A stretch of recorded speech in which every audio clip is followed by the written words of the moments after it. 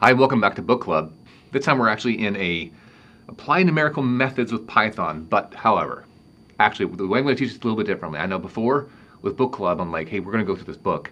This one is a little bit different, which is just generically, I'm going to cover the basics of numerical methods. So I'll actually almost do a little bit more lecturing. And then this is a great book. This happened one that I like, I've got. I'm going to use this as a reference for two reasons. One is I use Python quite a bit now. I used to be a MATLAB guy. But Python's really advanced and free and all those good things. So Python is great. I mean, talk about some Python here and there, but whatever programming language you were using, I don't care.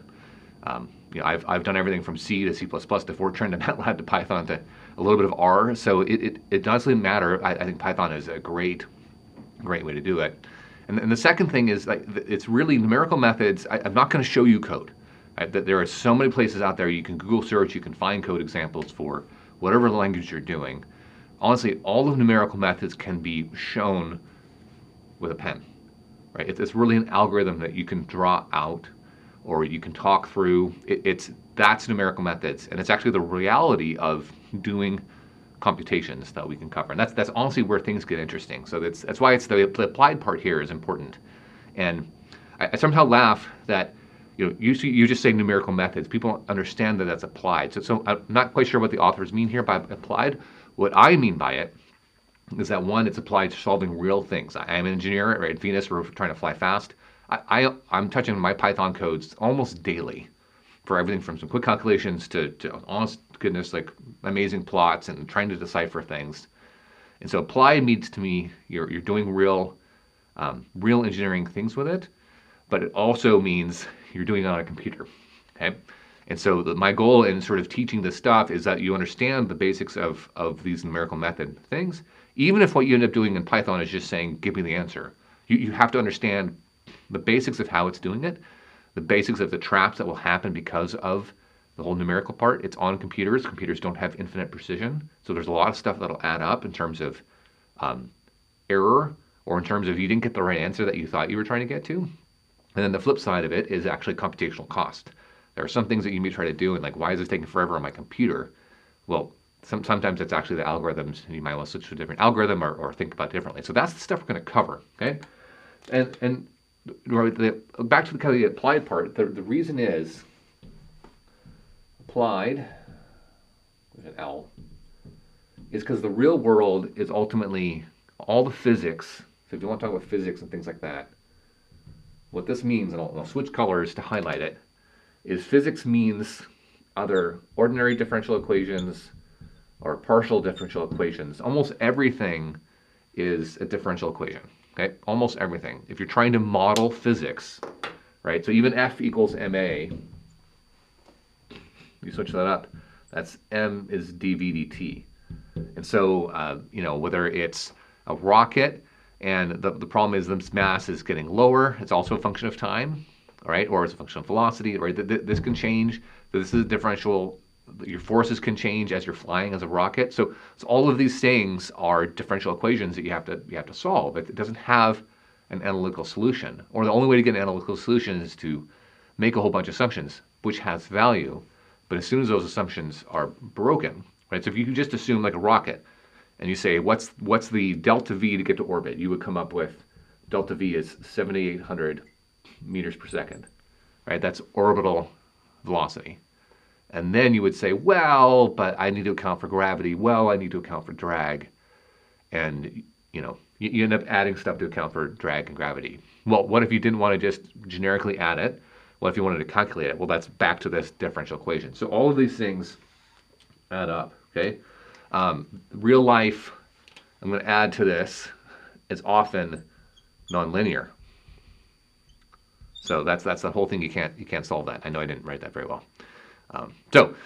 This whole thing is important. That would be if you're trying to model physics. What if you don't know what the physics is? Okay, so oftentimes you can have curve fitting, which is we took a bunch of measurements and we're trying to fit a curve through this. Okay, that's the important part. Is it a straight line? Is it a curved line? How do you handle all that? You say Python or MATLAB fit me a curve between these points and it comes back wacky. Like, what are you supposed to do with that? What's your confidence interval? All those things are all part of it.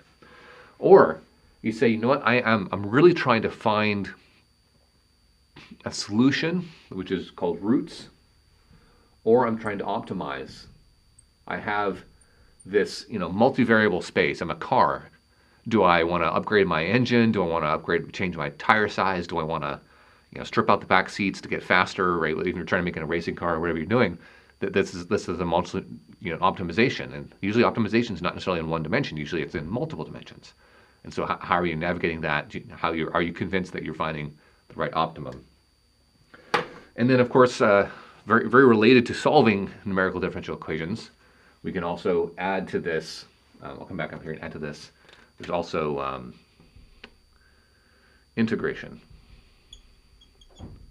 which is related. But hey, how far am I going? What's integration? Things like this. So all of this forms the basic of why we're trying to do this in an applied engineering, physics, chemistry.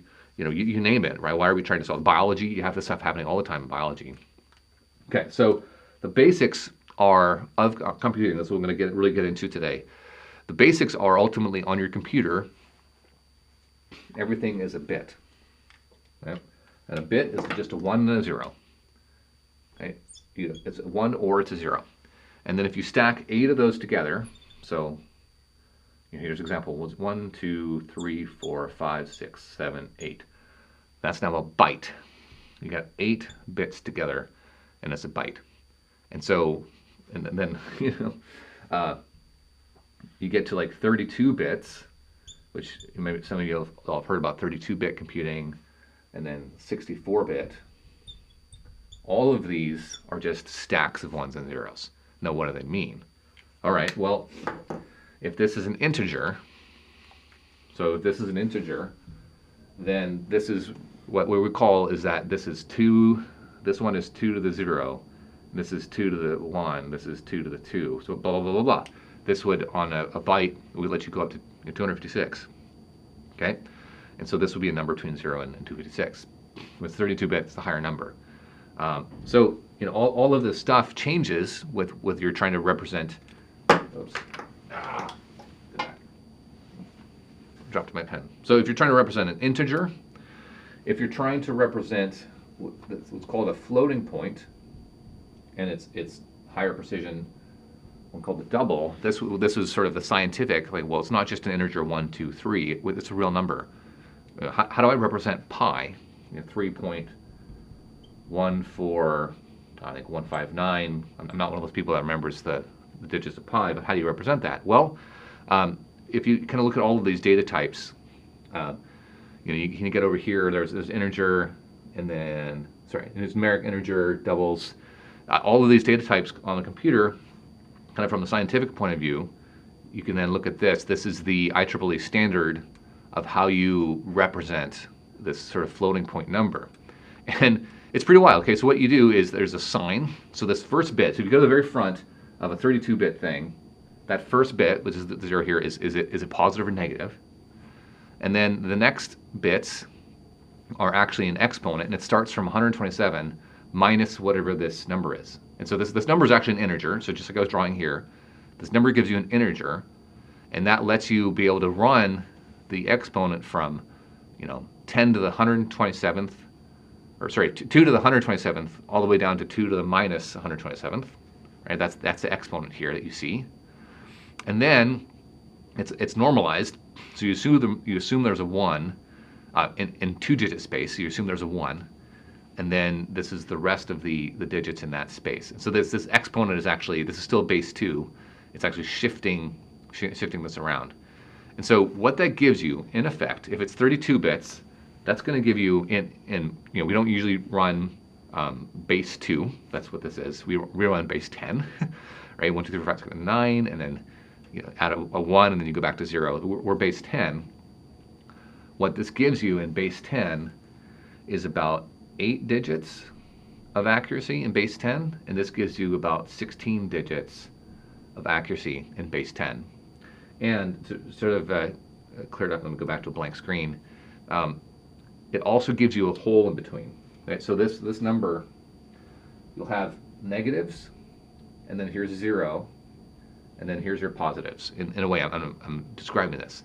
Also, these floating points have a very special condition. So the exponents, if it's all zeros, the computer will actually say, okay, that's not a floating point number, that's literally the number 0. And then if it's all ones, the computer will then call that not a number, NaN, or effectively infinity. Right? That's how it's used. So if you divide by 0, you're going to get not a number. We would call that infinity. And so this is the set of what we're then using when we're using either 32 bits or 64 bits.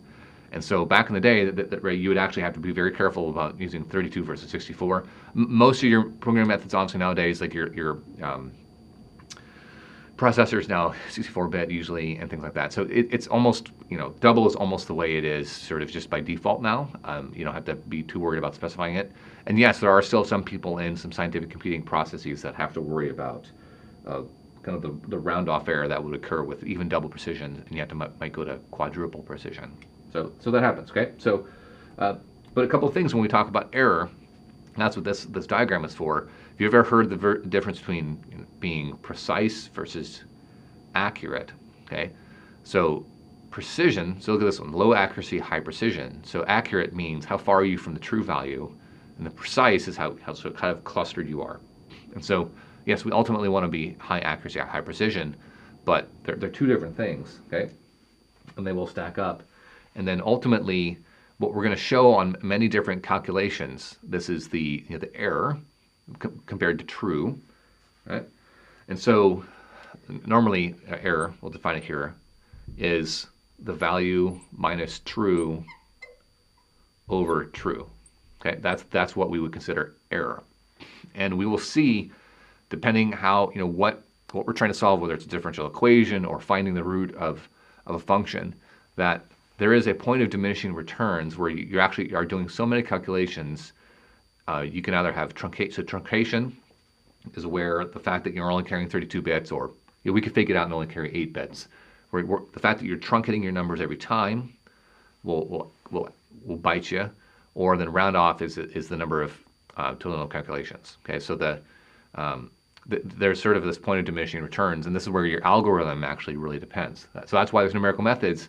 It's not just math, it's math in the context of computers that has, this is the real number line on a computer, and it's not real. In fact, there are little holes in here as well based on this precision, not just this gap at zeros, where this is called underflow and this is called overflow.